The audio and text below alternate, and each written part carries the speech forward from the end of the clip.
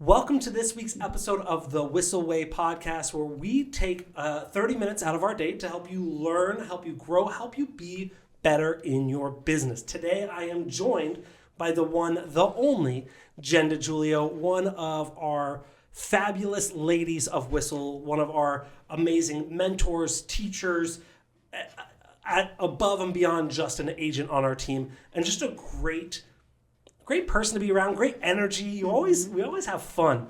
And so, Jen, welcome to the podcast again. Thanks, Bryan. I appreciate it, Koci. You're welcome. Today, we're going to talk about the major pitfalls that you see new agents happen. Before we get into all of that, I want to get a little bit of rundown on kind of your background here at Whissel, here in real estate, and kind of where you're at today. So, how long have you been on the team at Whissel?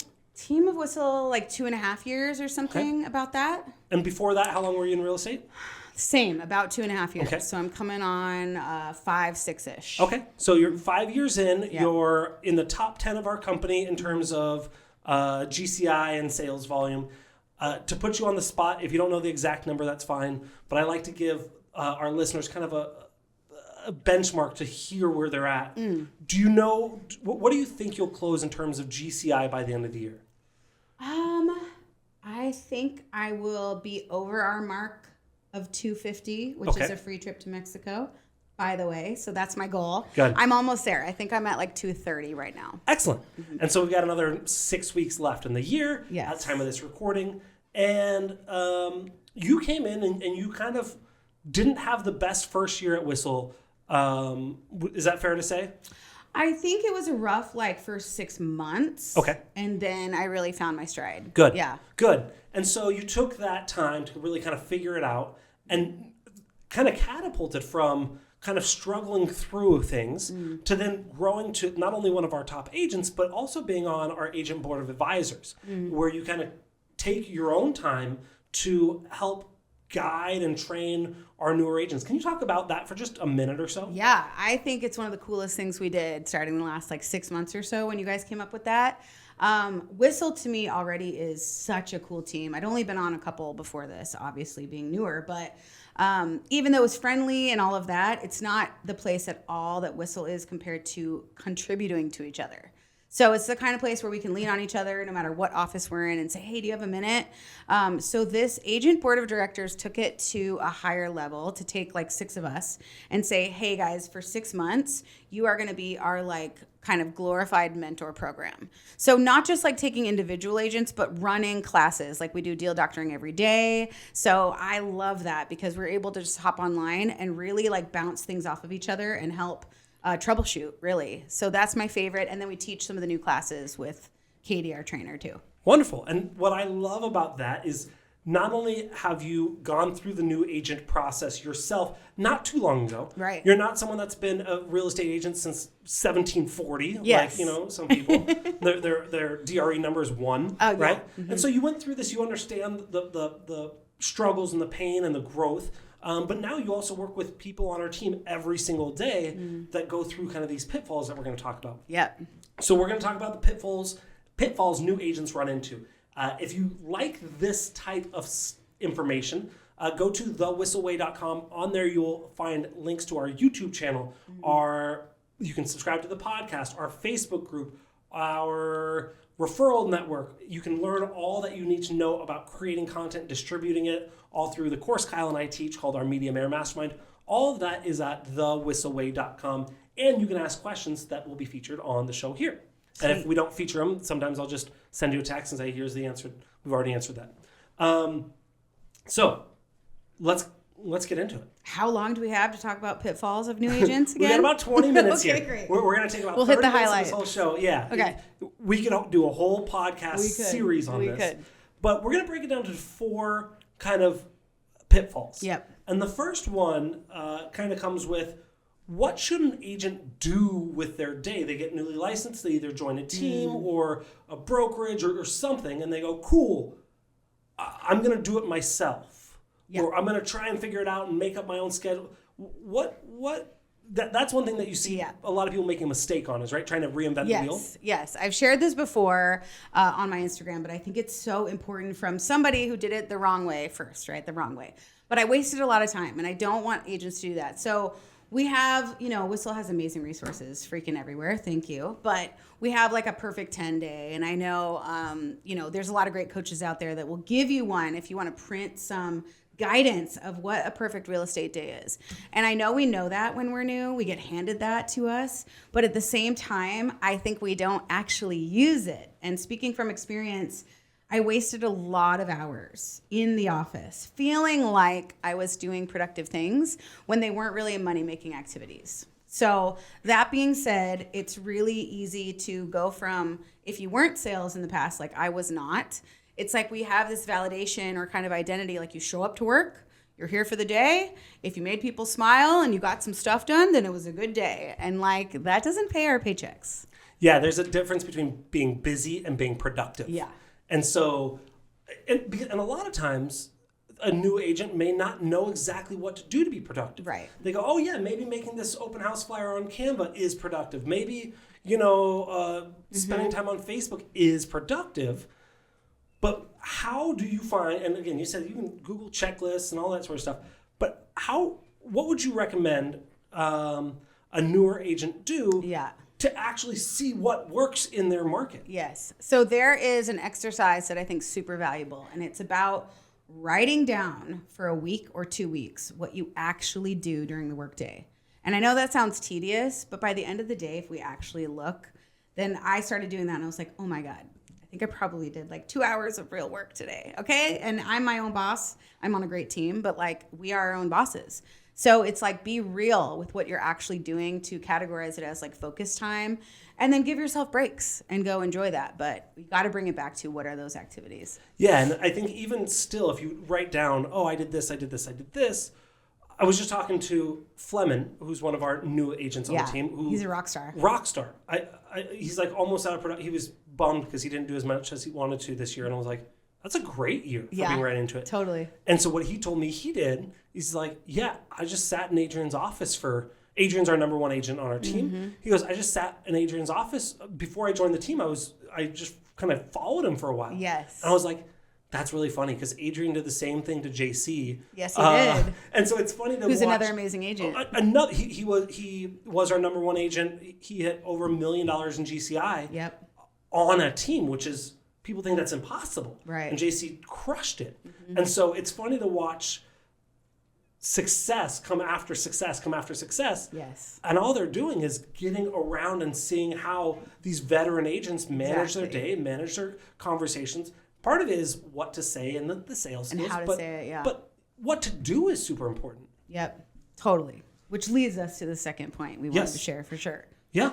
So when you're going to be putting yourselves around these great people, I think it's really important to get a mentor. And if you don't have a mentor like program that's formal, like we have a great one, but put yourself around a veteran agent that you can shadow. So just like Fleming did, just like Adrian did, it's one thing to know, okay, I have to do open houses, but I did them so incorrectly for freaking 9 months being a hospitality woman and just there with my smile on. And it's like, holy crap, I did not bring them to a script that I was really inviting them for their education, knowledge, learning about the market so that they could put a great offer in, right, and move forward. So there was just such a slight difference, but when I worked with this pair that were my last mentor, and they're amazing. And when I heard him make appointments at the open house, it like clicked. And I'd been doing them for, like I said, 9 months. So put yourself around a mentor, and not even for the leads. Like that is my advice to a new agent is where can you be a fly on the wall and not bother a vet agent, but also like just absorb what they do.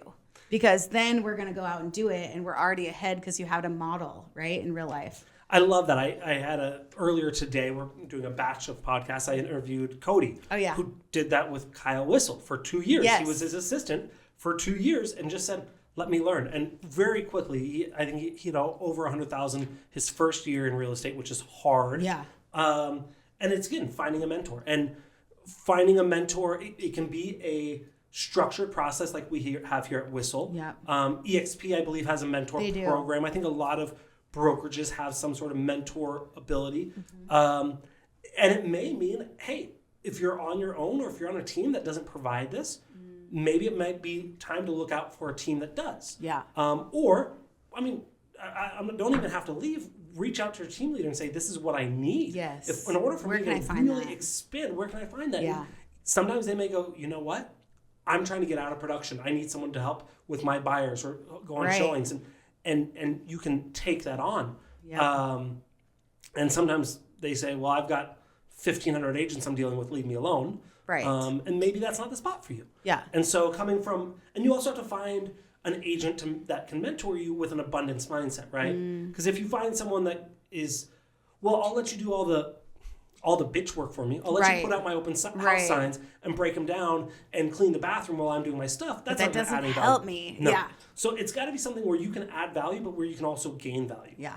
So, so 1 and 2, very similar, but 1 is shadow a veteran. Yes. And 2 is find a mentor and actually build that into your daily, weekly, monthly schedule. Yes.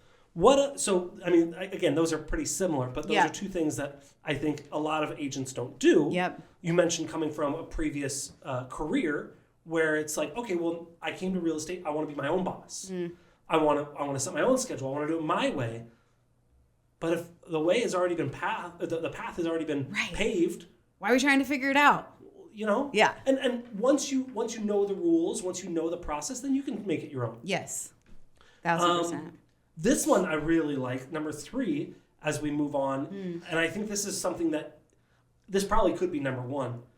But agents as a whole in our industry, especially newer agents, have a really hard time setting expectations or boundaries with their clients. Yes. Talk to me about that. Totally. So, yeah, it could be number 1 for sure. But when you're new... it's probably 1, 2, 3, 4, 5. It's all of them, but when you're brand new, it's a really kind of like an overwhelming one that you don't know yet, because first you're learning what to do, right? And how to do it. So client expectations isn't something that a brand new agent is going to learn right off the bat, but it's something that you need support with. So I want to say that coming from like where I was too, it was like, I was in my 30s when I'm starting real estate. It was hard to not be good at it because so many jobs I just showed up and I was good. So it was real humbling to work with these great mentors I've had, to like be in my car and call Jesse, who was a great mentor, and just be like, how would you say this, Jesse? This is what's happening, And had I eaten a little like humble pie more, I would have leaned on him more. And my last mentor, Lindsay, too, which I could be around and listen to her phone calls, which changed the game. But as far as client expectations, often new agents are not, I don't want to say in control of their clients. I will. But I will say it because if they're driving the car and they don't know where they're going in this market and they're being stubborn, then we're not actually guiding them in the back seat. You know what I mean? Like, it's like, hey, it's hard to put like big girl, big boy pants on and say, hey, we need a meeting, guys. We need to like regroup and pull it in. But I just told somebody brand new today, that is the best thing you can do for them, because you're not only not guiding them, but like a perfect story is her clients, if they don't buy these homes and come in at the prices they need to, then they're going to wait till the spring, which we know all indicators are showing that prices are going to be higher. Competition's going to be more, right? So when I was new, I went around with these buyers and bless those guys, but they could not decide on a home together. One of them always loved it. The other one didn't. It was almost like we were shopping and finding what was wrong with the home. And, I had a couple meetings that I thought were strong, but they did not buy a home. And it was back in 2020 when interest rates were 3%. And now I'm like, oh my God, you guys passed at least 10 homes, right? So it's those things when you're new that to reach out to your mentor and say, how can I reel this in?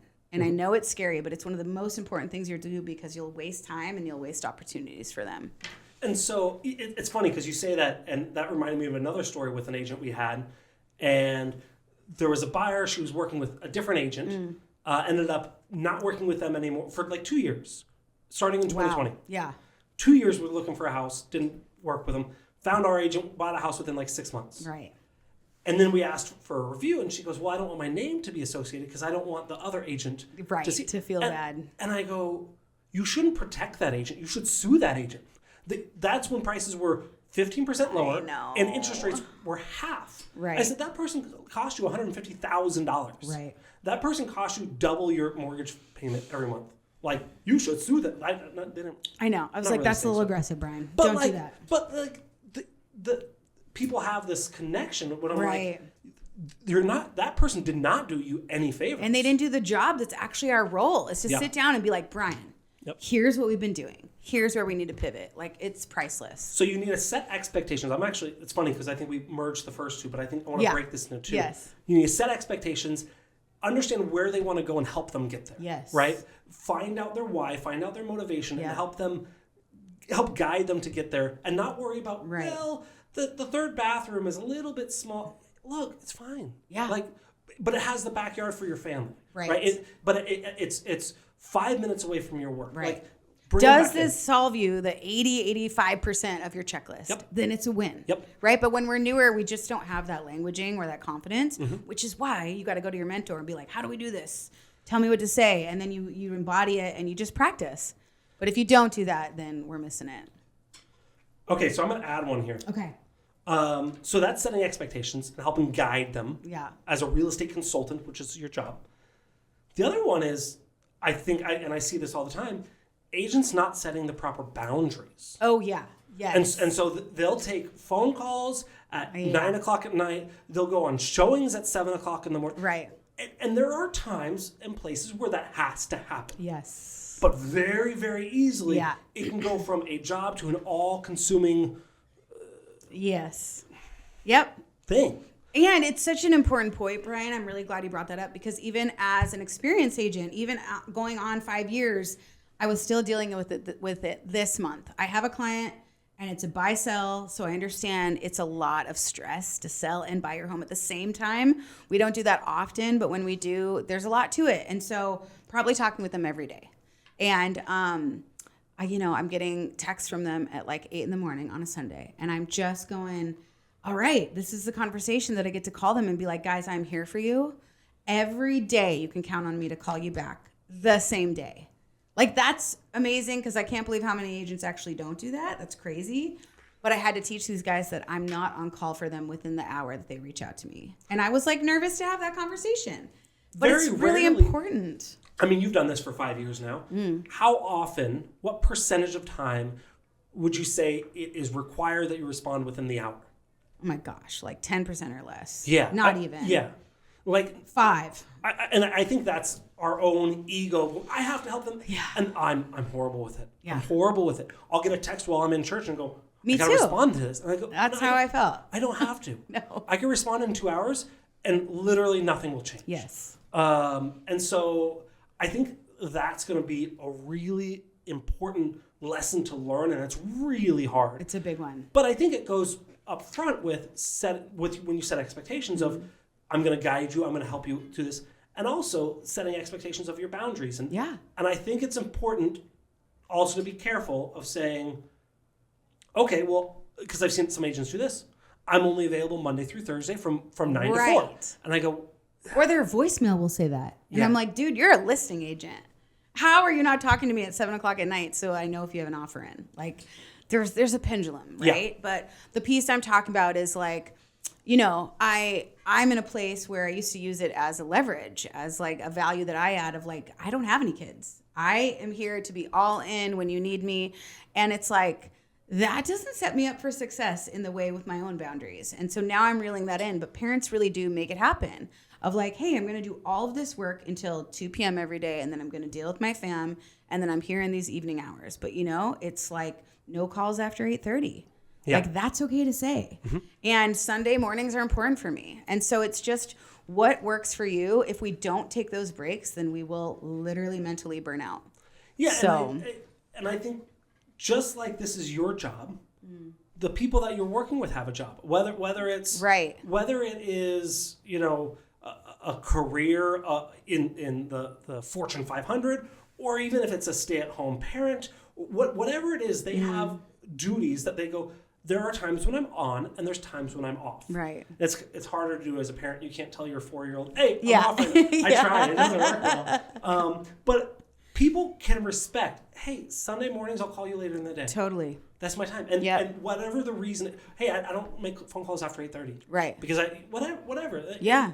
But just setting that up front and saying I'm not available 24/7, just like you're not available 24/7 for your boss. Right. Well, I am. Well, that's a bad idea. Yeah. Right? Okay, and so I think that leads us perfectly into our last pitfall. Yep. Is agents will work 24/7, 365. Yes. for as long as they can until they fall over. Yeah.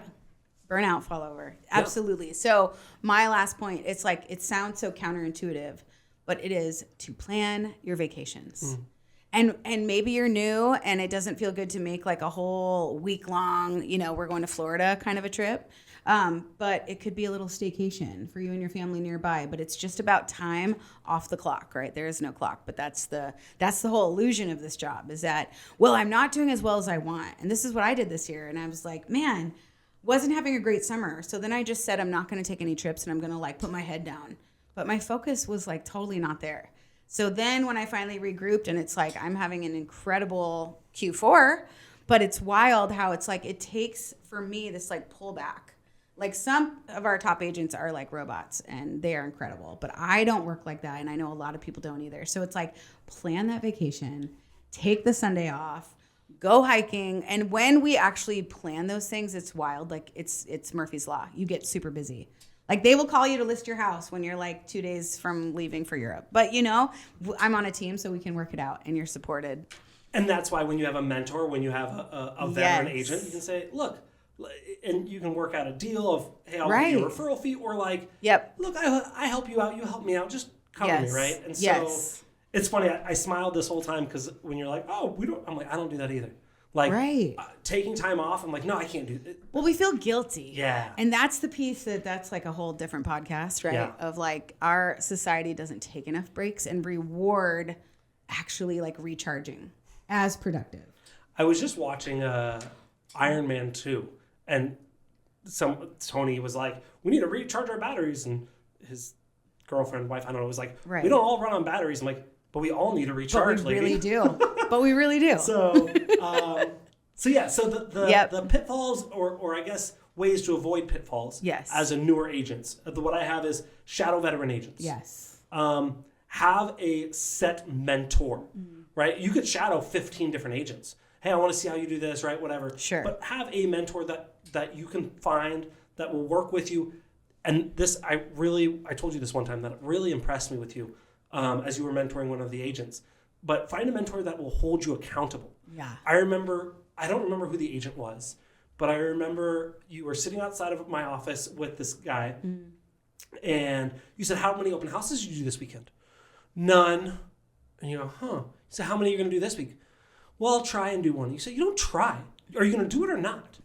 Did I really? Yeah, you did. You said, you didn't do one of this. You said, this is your business. You do what you want. Yeah. I don't care. But like, this is your business. If you want to do this, you gotta own up to it. Now, this agent doesn't work with us anymore because I don't think they were willing to take the ownership that they need in their business. Yeah. But anyway, so have a mentor that will hold you accountable, and that has the same an understanding of your work-life balance. I've said this before, and I'll say it again. I don't want Kyle's life. I respect the hell out of this man. He makes a massive amount of money that I will not make. He's a genius. But the risks that he takes, the amount that he works, the stress that he takes on is not something I want in my life. Right. And so I appreciate him for who he is. But I think if he was my direct mentor, that wouldn't work well. Right. You got to find someone that you mesh with and you go, I want that life. Yes. Because I agree. Again, Adrian, phenomenal agent. I don't want that life at all. But he'd be pissed at me. He goes, why didn't you work until 10 p.m.? Exactly. I was with my kids. And it's just a different life. And I love Adrian. And I love that he does what he does. But we just wouldn't mesh. So find a mentor that will hold you accountable and that understands where you're going and will meet you there. Yes. 3 is set expectations with clients. Understand what they're looking for, understand their why, and help them accomplish their goal without getting in their own heads, without waiting years and years and years. Because then you're just going to be spending time and energy and effort, and that's not going to make you any money, but it's also not going to get them to their goals. And when you're spinning with them, then you phone a friend and call your mentor and say, what am I doing wrong? What am I missing? Because the longer we don't, then it just goes. Or say, hey, mentor, can you come with me on my next meeting? Yes. Can you hop on this call with me? Let's get together. Absolutely. 4 is setting the inability for newer agents, and I think this is for all agents, to set boundaries. Yes. Set boundaries, set them up front, put them in. And one thing we didn't talk about is communicate this with other important people in your life. Right. For example, if I tell my clients, hey, I won't return calls past 10 p.m., But then I talked to my wife and she goes, I don't want you calling people after 8 p.m. Exactly. Like, make sure we have boundaries with our significant others, yeah, our families. With our family, with your kids. Of like, yep. yeah, I can't, your best friends. I can't do this, kids. I'm going to work from home. I can't play until after 2:30. Yep. Whatever, right? So set boundaries. And then finally, take breaks. Schedule your breaks. Plan them in advance. Plan coverage, because like you said, I think there's an old adage that the way to get the most business is go on vacation. And it's true. Yeah. So set up backstops to where you either forward your phone calls to someone, or you have someone on your team that says, hey, I'll cover you, cover me, or I'll send you referrals, whatever it is. But take breaks, set up for it, and so you can really enjoy and recharge. That was good, Jen. I loved it. Good. I loved it. Before we get into our Whissel Widget of the Week, I want to thank you for joining us on today's show. If you want more like this, if you enjoyed... Actually, Jen, if they want to connect more with you, what's the best way for someone to reach out? Yeah, my Instagram is where I'm on the most. It's Jen_DiJulio. Okay. You can find me through Whissel too. Cool. So also you can go to thewhisselway.com. Again, it has all the information on there with a bunch of stuff that we offer for free, as well as options for our courses, all that sort of stuff. And finally, if you're listening to this, you enjoyed it, you shared it with a friend, or you thought about someone, go ahead and take a minute to write us a review. That really helps recharge our batteries, make sure that we're on the right track. And if you hated it, let us know, but maybe not in a review setting. Just text me. I see what you did there with the recharge the batteries. Yeah, see what I did? You brought it back. And so write a review on your favorite podcast platform. That means the world to us. That helps us keep going. We're big words of affirmation people. Yeah. At least I am. Kyle doesn't care sometimes. He cares about reviews, though. He wants feedback, though. We want to give you what you want. He wants feedback. I want to say I was good. Oh, me too. I work like you. Jen, before we finish today, our Whissel Widget of the Week, I'll let you go first. Something in our life that saves us time, makes us more money, or helps us have more fun. Okay, well, 2 things. I was going to do one, but... Doubling up. With this whole taking vacations, right? I learned about this new app last month called Showami. And it is for agents, and it is when somebody can show a house for you. And you can set it up literally hours before. So for mine, it was showings that we were 2 hours away from here. And I set it up, and I got to just go with my clients, and the homes were open and beautiful, and I got to just be present with them. And it was in an area that I didn't have access to. So that is one that I was like, oh, I'm putting that in my pocket, and all agents should know about that. Yeah, it's kind of like the TaskRabbit for licensed individuals. Yes. Cool. Yeah, it was awesome. I love that. Yeah, and my last one is an app called Calm, which I think that you said you knew about because it is a game changer for me. It's been like year 3, and I listen to it every night of my little rainfall, water, whitewash background, because if we can't sleep, then we are no good to our clients. If we're stressed out, then we can't hold their stress. So I feel really blessed that I'm not a person that struggles falling asleep, but I just put on that thing, and it's just like a little anchor for me. So airplane mode on, Calm app on, and it rocks me to bed every single night like I'm a little kid. My widget, and I've said this in the past, but I've really been enjoying it lately, and I think it's a great way to help your business, is on my iPhone, and I'm sure you can do it Android too. There's a little widget in the top corner that scrolls through like random photos. And so I love spending time looking through these photos, and like this is one here of Jared eating a burger. I love it. Hey, Jared. And cute picture. Yeah, and I love going through this, and then I'll text people photos when I think of. So I'll text Jared. Maybe I haven't spoken to him in 3 weeks, but I'll just text him. Hey, I was thinking about you. I'll text my mom, my brother, whoever. I see a photo of an event or something we did years ago, and I go, I haven't thought about that person for a while. So I love using that as a way to reach out and to deepen those relationships. Connection. I love that. Thank you guys for watching this week's episode of Real Estate Success, The Whissel Way. We will see you on the next one. Thank you.